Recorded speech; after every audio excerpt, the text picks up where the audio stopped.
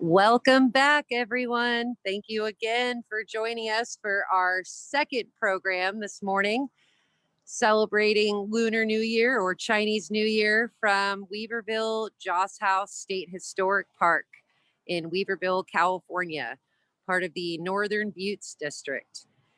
And if you did not tune in for our first broadcast, it has been recorded and is saved on the California State Parks Facebook page.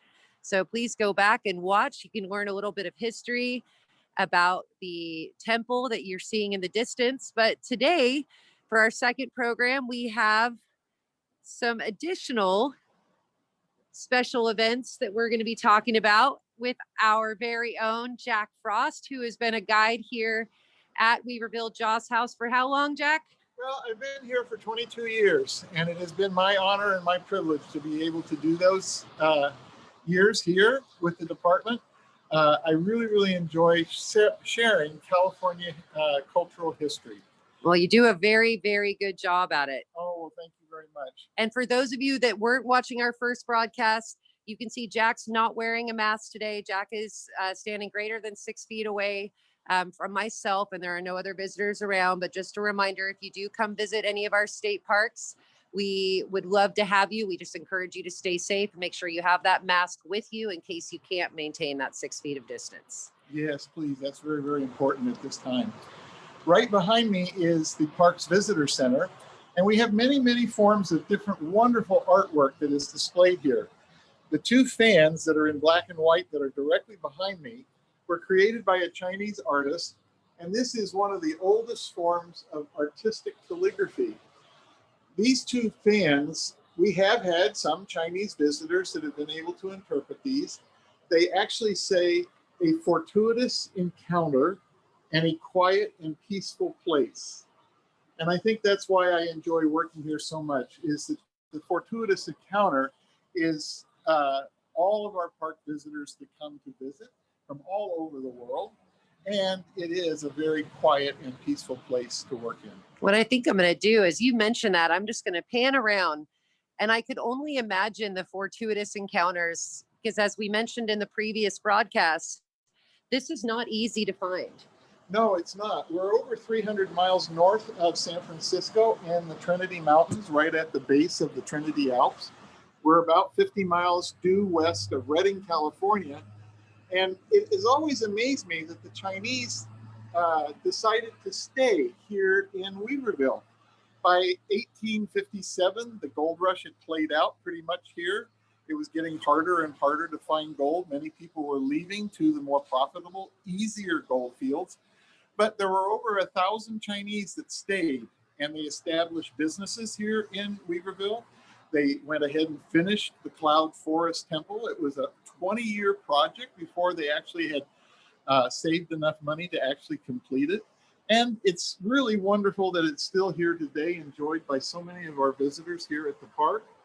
And the thing that is really special is that it is still being actively used. And for all of you that are tuning in for this live stream broadcast, if you'd like, feel free to raise your hand, or if you're watching this through Ports, or if you're watching via Facebook, have any of you been here before to Weaverville Joss House? And we'll give you a moment to answer that. And for those of you that maybe did not just raise your hand, which I'm guessing is a majority of you, how many of you would like to come here now that you're getting a chance to experience it? Well, Jack, we have another special event. Yes. What are we doing today? Tell me what we're doing for this session. From this session, we are sharing the traditional Chinese lion dance. This was a performance that was done last year, and it was videoed, and we're going to share that. And if you'd like to follow me into the visitor center, I'm going to share with you the image of Old Lion of the Mountain. He is the oldest Chinese lion dance costume known to exist here in California. He was created in China in 1912, made it over to California to be able to celebrate the Panama Pacific International Exposition in 1914. And then he was brought here to Weaverville, and he has been here ever since. I'm excited. He's been retired many years because we have 7 newer lion dance costumes for here. And we also have this wonderful group from Sacramento that shares their performance with us. And as I'm sure all of you are guessing, our celebration here is quite a large celebration in years when we are able to gather. But this year, since we are not, we are bringing this celebration to you virtually. So although we won't have the live lion dance to share, we will have a wonderful recording of that we'll be sharing shortly. This is an interesting piece of artwork here. Not only did this community have lion dances and parades, they had a Chinese theater where they offered puppet theater every week, and they would sponsor Chinese opera performances. And this is one of the old Chinese opera robes that was left here after a performance. The actor that wore this would actually portray the dragon. That is beautiful.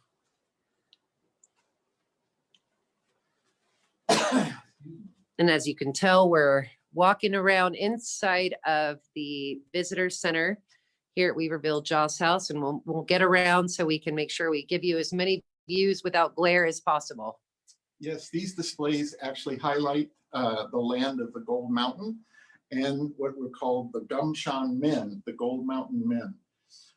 These pictures are old classic examples of the arrival of the Chinese in Daifao and some of the very simple things that they brought with them. This is a little bronze hat box that is displayed here, and it still has both hats. The one that's on the left is the traditional hat that's worn every day, and then the one that's in the canister with the little red knot on the top was for when you visited the temple, or it was a very, very special occasion that you wore that one. Mm. And in this large case here behind me is the old lion of the mountain. And I'm going to just work my way around for as best of a view as possible without the glare. Wow, this is beautiful. Okay, I think we've got the best view we can have of it. Tell us a little bit more about this, Jack. Well, this costume was created after a dream that Chinese emperor had, that he was being plagued by evil spirits in his dreams, and it was creating unbelievable nightmares. And then eventually his dream expanded, and a creature that looked very, very similar to this appeared and drove out all of the evil spirits that were plaguing him and causing him personal problems. So by imperial command, he had these manufactured all over China, and lion dances immediately started for special occasions, and especially at Chinese New Year's, to dispel all evil. It is so detailed. I mean, just looking at, is it a fish or? Well, there are many animals that are depicted on this. We will talk about the 12 Zodiac animals in a little bit. One of them is the serpent. And so the blue in the side of this lion head is the serpent. Mm. The head itself is a lion. And this is a southern lion. So it is very, very colorful, has lots and lots of little mirrors that are symbols of truthfulness. They also reflect evil away from whatever they're placed on. These are found mostly here in California, and you see these almost daily in San Francisco doing lion dances. There is a northern lion that is different. It looks more like a real lion with lots and lots of fur. But these are the favored colors that are also depicted in their artwork. Well, and as we just learned in the previous broadcast, that the mirrors were used frequently because they, as you said, evil doesn't like to see its own reflection. Is that how you worded it? Yeah, they don't like to see the truth. The belief is that evil spirits are extremely ugly, and they like to hide that from you. But the mirrors will always reveal the truth. So anything that's reflective, like a mirror or shiny metal, or especially a fish pond that reflects, and also anything that is naturally beautiful. So they try to make these costumes as beautiful as they can. They embroider flowers and lots and use lots of colors. The fish ponds usually have the koi fish. which bring the beauty into the water. And because it's so reflective, the evil spirits will stay away from them. So many families will have their koi ponds at the entrance to their home. And here at Weaverville, our koi pond is right at the entrance to the visitor center. Unfortunately, today, because it's winter, koi hibernate. So they're all hiding down in the little grottos that we've created for them for winter. It's so wonderful to learn the meaning and the significance behind things that we've all probably seen throughout our lives, like koi ponds. Oh, yes. And yes. I love how this little gem, this hidden gem of a California state park helps to tell stories that maybe have been forgotten in history in ways that this park brings exposure to stories, to history, and to culture. Yes. It's beautiful. So I actually made that mistake when I first started working here. Mrs. Lee was here one day and we walked into the temple and I said, "Oh, isn't it so nice that they beautifully decorated this temple?" And she turned around and she said, "There is nothing in this temple for decoration." She said, "Everything has a meaning, whether it's the color, the object itself, the animals that are honored in the temple." She said, "It's all significant." She said that, it is decorative, but there is a meaning behind every piece. So every Chinese New Year or Lunar New Year, the celebration here at Weaverville Joss House includes a lion dance. It does, yes. And is my understanding we are going to get to see the video of the lion dance from last year? We are, and we can go to that right now. It's a very, very colorful event.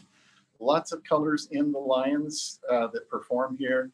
And right at the very end, you'll see part of the 150,000 firecrackers. Okay, well, we are waiting for that video to get shared. So Chris, when you have a moment, if you could screen share that video for us, that would be great. And there he goes. Thank you, Chris.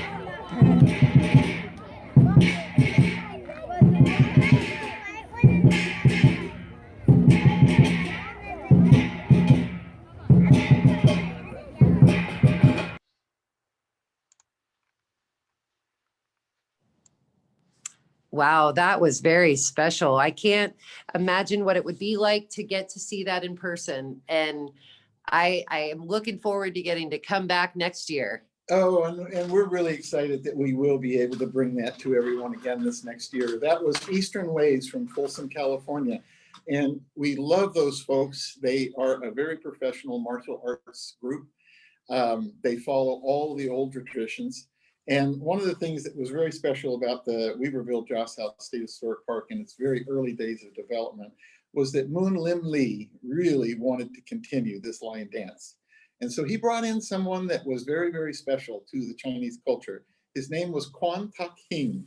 He was a Chinese actor. He had over 77 films that he portrayed as a martial arts practitioner and a lion dancer. And he actually came and performed the first lion dance here at the temple and prayed here many, many times within the Cloud Forest Temple. So Quan Tak Hing was kind of like the early version of Jackie Chan. So we have always had great, great support from different groups to help this culture stay alive here in Weaverville. And that's one of the things that we are going to do now. We're actually going to join 3 teachers who teach at the Reading School of the Arts. And they teach a Mandarin immersion program where most of their subject matter is taught in Mandarin. And they were very, very gracious and willing to share their memories of their childhood in China during the Chinese New Year celebrations that they experienced as children. I have experienced this in many different parts of California, and there's an old saying, little kids will always say to the elders, "Gung hei fa choi, gung hei fa choi, gung hei fa choi," and they'll bow respectfully 3 times.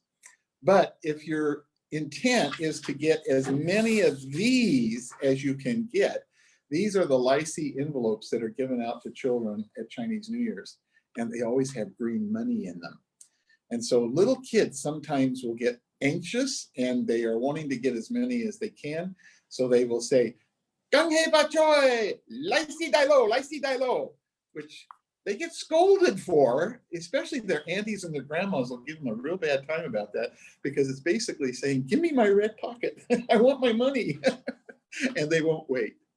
So we'll join our 3 special guests from the Reading School of the Arts now. Wonderful. And after these videos, stay tuned because we'll be doing some crafts.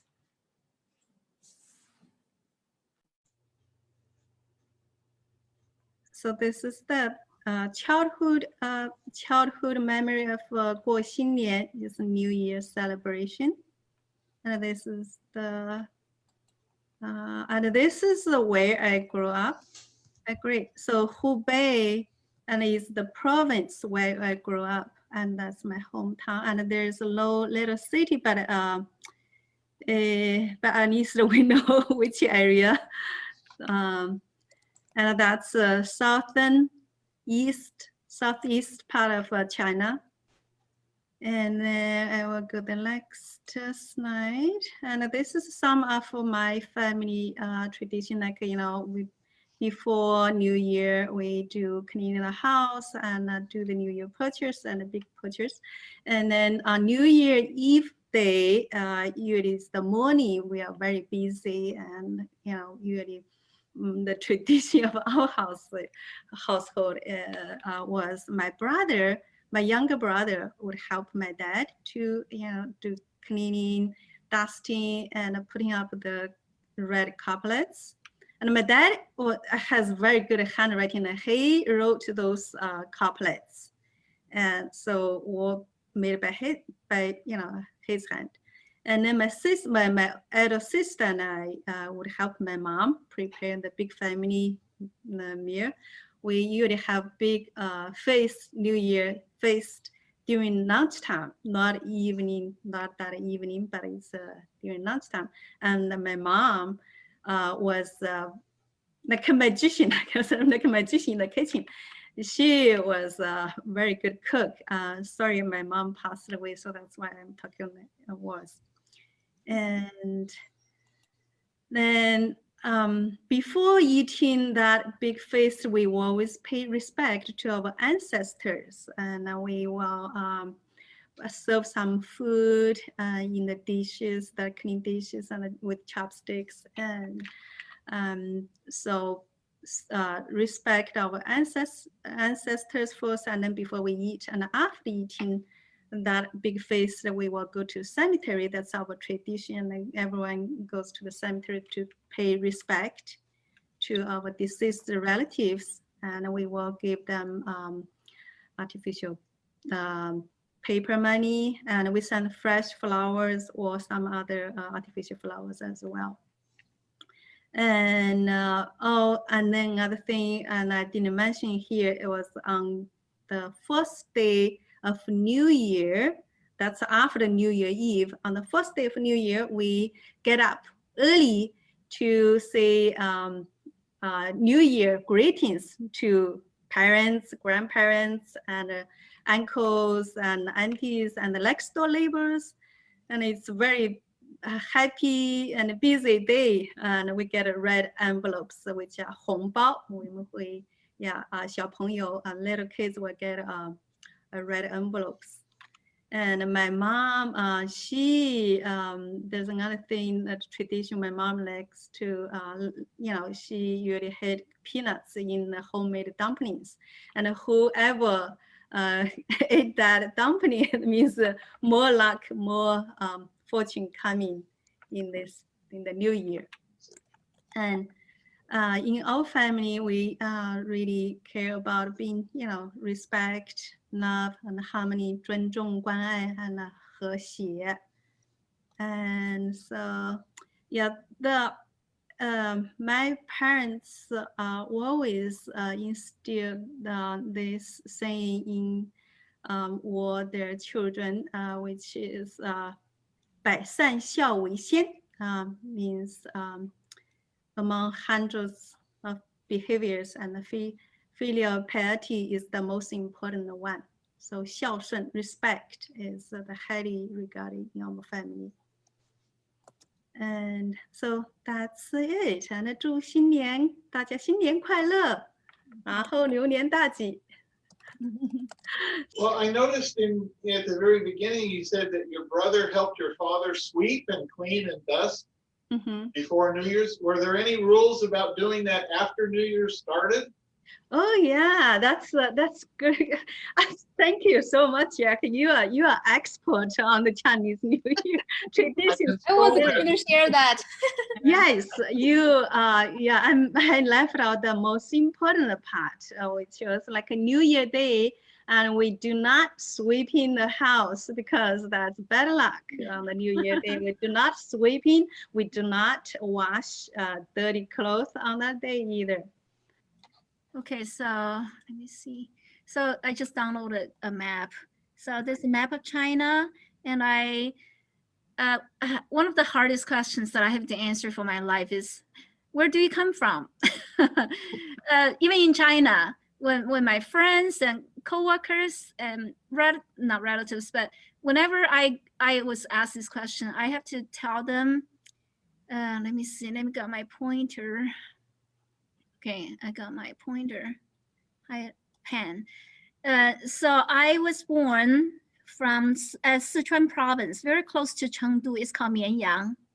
And I was born there because my parents were sent there to teach as teachers after college graduation in the Cultural Revolution. So I was born there. So I spent a lot of time everywhere. So I came from Hangzhou before I came here to the America. So so that's where I came from, and go on with next page. So just now I found this picture from Chinese New Year celebration, and my mom and her sisters. So it's one of my family traditions is at the Spring Festival, the families, they get together. And my mom has 5 sisters and 3 brothers.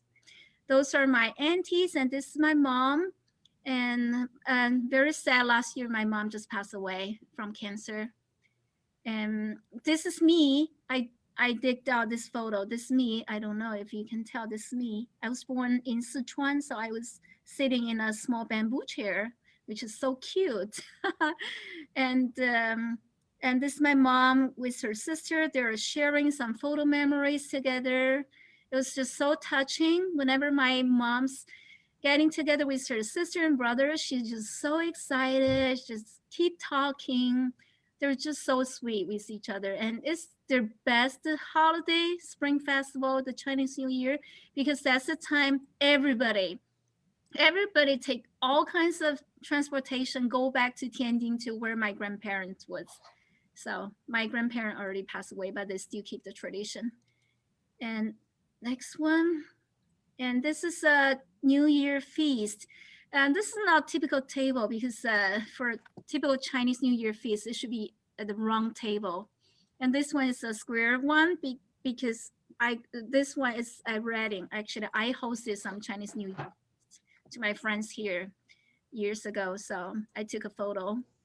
And next one, some homemade sausages. We learned this from Sichuan province. So actually, I did this with my son Murphy. We did it in our backyard.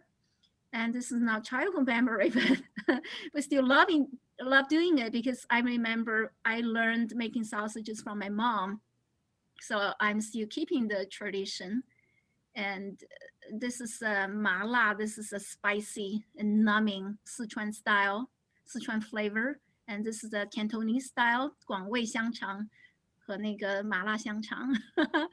And the next one, oh, this is one of the things my mom will definitely make. Actually, my mom came from North China, but she really loves sticky rice, so she's making niangao.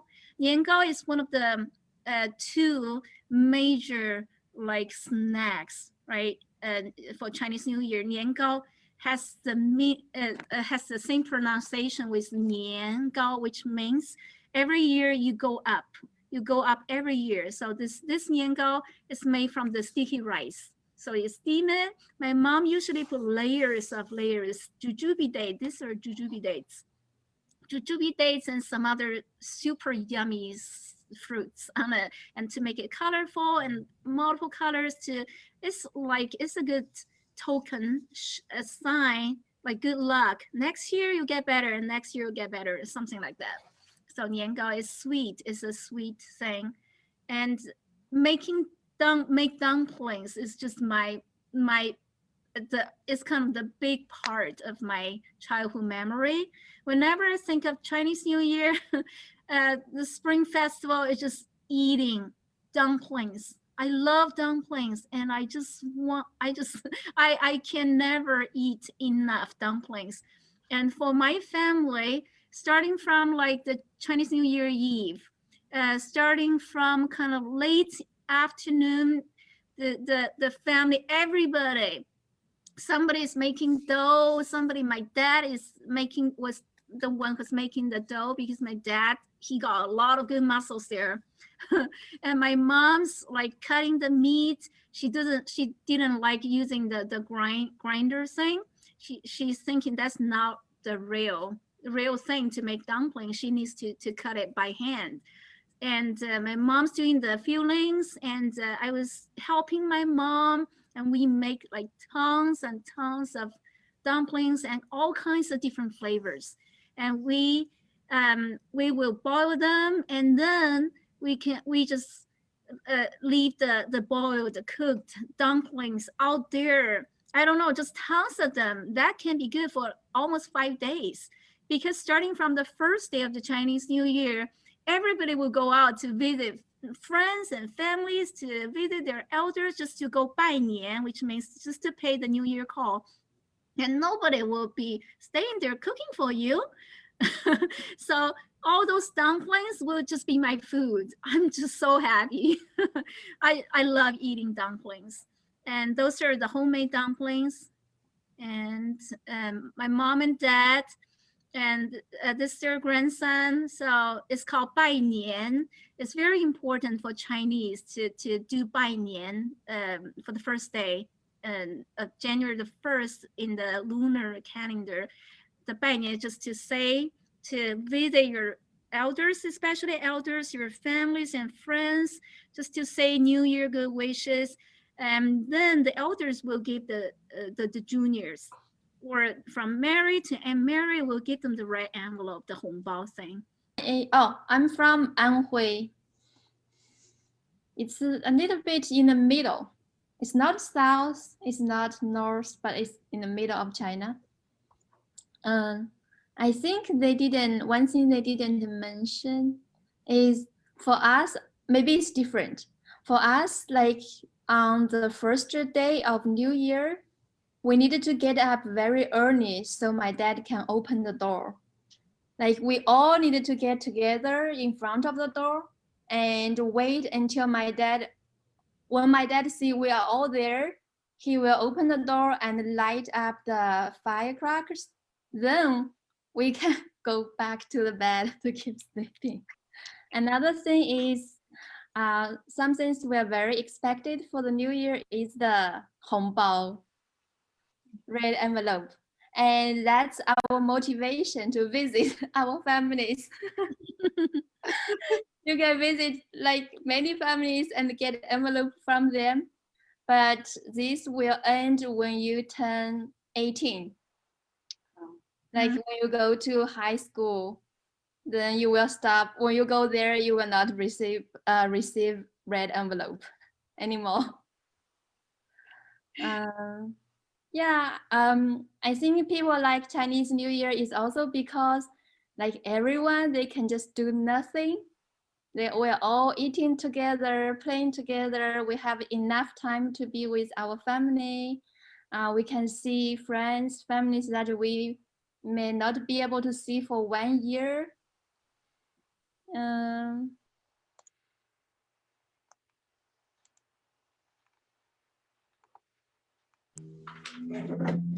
Wow, what a special video tribute just to get to hear all of those personal stories.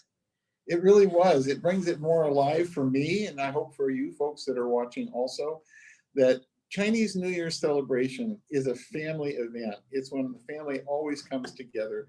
And for some, it was the only time that they saw each other. It was also when you had special treats. It was kind of like our Thanksgiving. I never, when I was young, ever wanted to eat cranberry sauce, but I had to at Thanksgiving. So like one of the teachers, she was remembering the dumplings. And I'm guilty of that too. I can eat 100 of them. It's no trouble at all. So what do we have here? We've got, looks like we're gonna get to do a few crafts. This is a craft that a lot of the families do during that 15-day period, getting ready for the end of the New Year's celebration, which is called the Lantern Festival. And it's a time when they light lots and lots of candles and lanterns. They want to bring more light into their lives and into the world. They want to get rid of winter, bring in spring. But also in doing this, it's their own personal commitment to rid themselves of their own ignorance towards many, many things, and to bring more light into their own personal lives. So traditionally, you use these Lycée envelopes. These are the little good luck envelopes. These are sold in many, many Chinese markets. You can get a packet of them fairly inexpensively. These came about $2 for 40 of them in a package with these beautiful decorations and Chinese characters on them. Or you can print your own. And on our Weaverville Joss House Facebook page, we'll actually have the templates available so that people can print their own, the ones that we have here. There are many, many tutorials that are available on YouTube. And any of these Chinese characters are very, very favorable.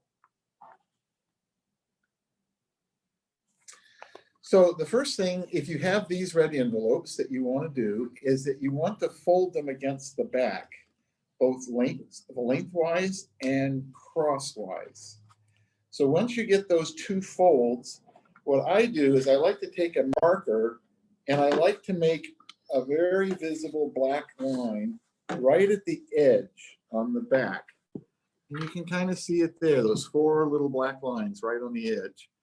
That helps me line this ruler up when I put the ruler across the back and just get right to the edge of those black lines before I take that corner and fold it straight up and crease it against the the ruler. I do that on all four corners, bringing those corners straight up. The ruler really helps to just get that as a sharp edge. It also makes it much quicker to do it this way. I've always been accused of having big thumbs, so it doesn't work if I try to do it without the ruler. So that gets you started. Then you fold and press those edges down against the back. And you do that with 5 Lighty envelopes. You're actually going to do it with 10 because the star lantern has 2 sides, front and back. So you need a total of 10 envelopes. And then once you get them folded, you take them and you put them face to face and you line up those edges across the top. You take a stapler and you go as close as you can to that fold line and you put in a staple, top and bottom. You open it up and you put your next one right down on it like we have here. Line up the corners. And then once again, come in with your stapler and put 2 staples.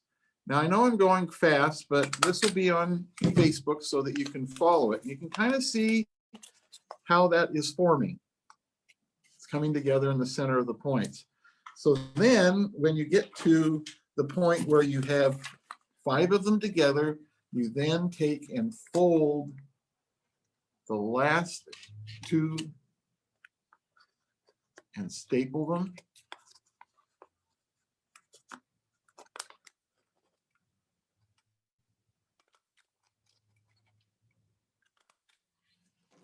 And you come up with 1 completed star. You have to push the center out. That's basically what you're doing. And you have to make 2 of those. And so I have this one, and I have another one that I'd done and finished earlier. So then we have to combine the 2 together. And so you want to go that folded point, you want to put that folded point together. And I've actually glued a little tassel on the inside. It goes straight through it. It's actually glued in.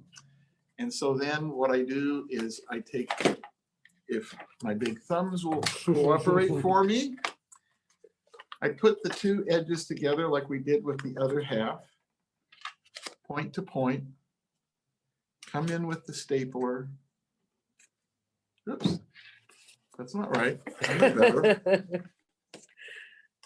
Well, and while you're getting your points back together again. Yeah, what I'm getting, yeah. But just as Jack mentioned, I'm just reminding all of you that these templates are available on the Weaverville Joss House Facebook page that you can go ahead and print out and you can make your own lantern. And there are lots of tutorials in case you need a little more help, like I know I will, because I too have big thumbs. So what I've created is this little chevron right here in the corner. It's a little bit different than the others, but that's what you're trying to do. You're trying to put these 2 triangular points together and these little chevrons. So I'm going to continue around, lining up the edges. And this is a very popular lantern. So there's many tutorials available on the internet for this. Here are my big thumbs giving me trouble. Your big thumbs are getting famous. Yes. On a Facebook live stream. And I'm going to switch over to tape because that might be easier. Now, how many of you have ever, in our audience that are watching right now, how many of you have ever had a chance to make a lantern like this? Raise your hand if you have. Oh, we have some hands going up. And for those of you watching on Facebook, let us know in the comments if you ever had a chance to make one of these. And as Jack is putting this all back together, should we test his multitasking skills? Should we? Jack, what is there beyond the symbolism of that you already described? The lantern itself, is there any additional symbolism?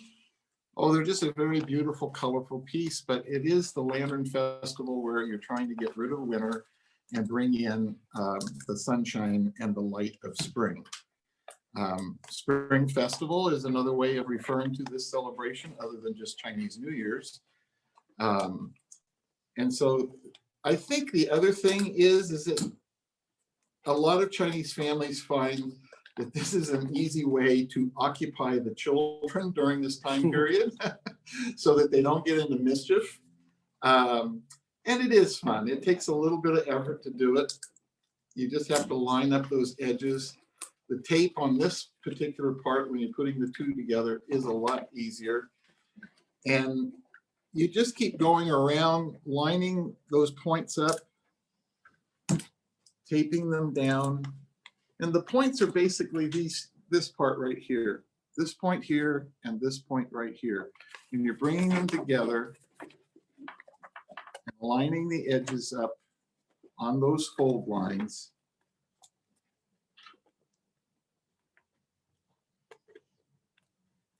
And putting in a piece of tape. You know, what I'm loving as you are telling us about so many different components of tradition and culture that is accompanied with, you know, Chinese or Lunar New Year, of, you know, the idea that it's a way of bringing in springtime, getting rid of winter, but that also it's a way of bringing in more light in your own life as well. So taking kind of a global perspective on something and then also bringing it and making it quite personal. It is, and this is something that it takes a little bit of effort to complete. You end up with something that you actually hold on to because it is kind of a nice finished product. I used an old tassel that I'd had just hanging around with nothing really to use it for. But there is a 5-pointed star lantern. That's beautiful. And the Lycée envelopes bring a lot of beauty and color into it. And this is something that you do during the 15-day period. Some Chinese families, they'll make hundreds of these so that they bring more and more enlightenment into the world. And that's important, especially when you've had a bad year like we've had. The year of the rat is not really the favorite one. This board actually highlights all of the Chinese zodiac animals. There's 12 of them total. And this one that I'll light up is this year, the year of the ox. And next year will be the year of the tiger. And we just came from. Oh, we just came from the year of the rat. We'll leave him alone. So there are 12 animals, but then specifically there are 5 sacred elements. And so if you are celebrating, if today was the day that you were born, the year of the metal ox, the metal ox will not repeat itself until 2081. It's a 60-year cycle. It's 12 animals and 5 elements. And so 12 times 5 is 60. So I was born in the year of the fire monkey. And unfortunately, I've already gone through my 60-year cycle. How are you able to tell the element associated? So I was born, I was a rooster, but I don't know what element. Well, there are 5 roosters. And so you would have to go back, you'd have to go on the internet and look specifically for the year you were born. And it'll tell you that year, whether you were earth, fire, wood, water, or metal. So this is a metal ox year.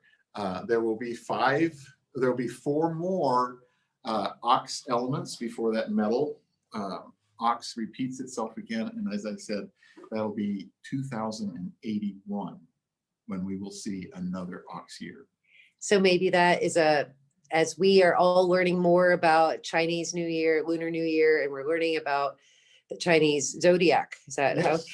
Maybe that's a little project we all can look into of you know, what year were we and what element were we, and what's the symbolism behind it? That's something we all could do after these broadcasts. I know I will. Yeah, and I'm a little bit difficult because like I said, I'm the year of the monkey. I was born in the year of the fire, the month of the fire, and the hour of fire. So my Chinese friends call me the triple fire monkey that should never live in the forest. And where do you live? I live in the forest. So I'm taking chances. Wonderful. Well, Jack, thank you again for spending another, 30, 40 minutes with us and showing us how to make a beautiful lantern, and reminding us that we can find all of these templates on the Weaverville Joss House Facebook page so that we can make our own at home, for giving us a glimpse of that beautiful lion dance from last year. Yes. And reminding us that it is our hope that next year we'll be able to get to see that lion dance back here live again. Yes. And we do have one more segment of this celebration at 1 o'clock, where we'll be back in the temple sharing the history during that period. I'm very excited about that. So we hope to see you back at 1. It's lunchtime. Let's all get a little bit of a lunch break. And especially after hearing about dumplings. I don't know about you, but I'm hungry. But we'll see you at 1. Thank you again for tuning in, and go be inspired. See if you can make a crafty project as well as Jack can. I know I'm going to try. Bye, everyone.